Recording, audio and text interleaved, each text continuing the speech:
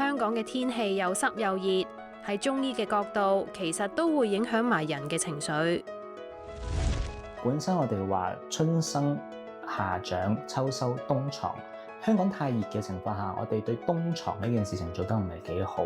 我哋嘅火氣冇辦法累積喺身體入邊，去到春天嚟個重新激活嘅過程，入唔到，所以升唔起。春天我就覺得昏迷、困悶嗰類嘅感覺，甚至乎有啲人會因雨季見唔到太陽啊，回南天嘅情況咧，情緒低落、鬱悶嘅情況都多見嘅，都同我哋個陽氣升上嚟散發呢件事做得唔係幾好有關嘅。春天一嚟，成個人都好似瞓唔醒咁樣，真係好煩噶。醫師就過咗幾招俾我哋，自己喺屋企都可以舒緩春困。食療上，不過嚟講，我哋廣東人最中意都係湯料類嘅嘢啦。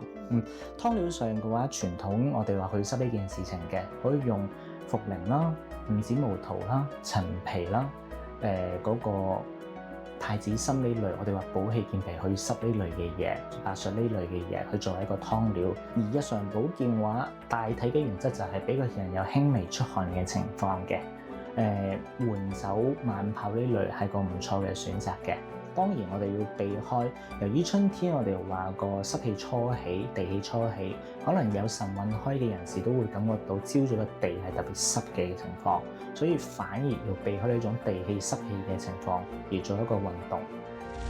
講起足底保健，除咗啱啱講嗰啲去濕腳貼之外，坊間而家好多人都會買呢啲穴位按摩物跟住嚟按，但係自己咁樣按又有冇問題呢？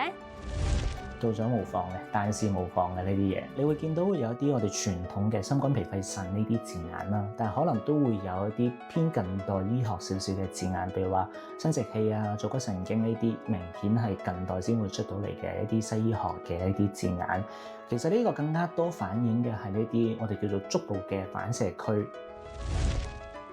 呢啲物上面嘅字眼，其實係混合咗中西醫學嘅概念，直接顯示咗人體嘅反射區。醫師幫我哋仔細咁睇過，認為呢啲物上面嘅標示都幾準確，而且就連手掌、手背都有反射區，按摩下都可以當係日常保健。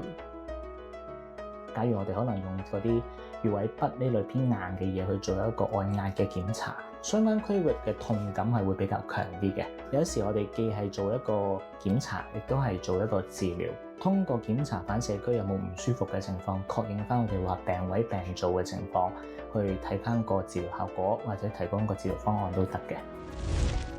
話就話係做多無害，但係好多人都中意大力咁按，甚至按到瘀晒，覺得要大力先有效。其實咁樣係唔得㗎。本身穴位呢件事情嘅刺激，我哋話要精準而有個量度嘅。如果我哋日常上、臨床上，我哋通常以針去做一個比較精準嘅刺激，所以控制嘅範圍可以好細好幼，而且刺激量可以短期內去到一個好大嘅刺激量。但如果我哋話用啲穴位筆嘅情況，位置上可能會粗糙啲，同埋未必喺真正刺激到穴位之前，連帶住其他嘅皮膚組織可能都已經受咗傷嘅。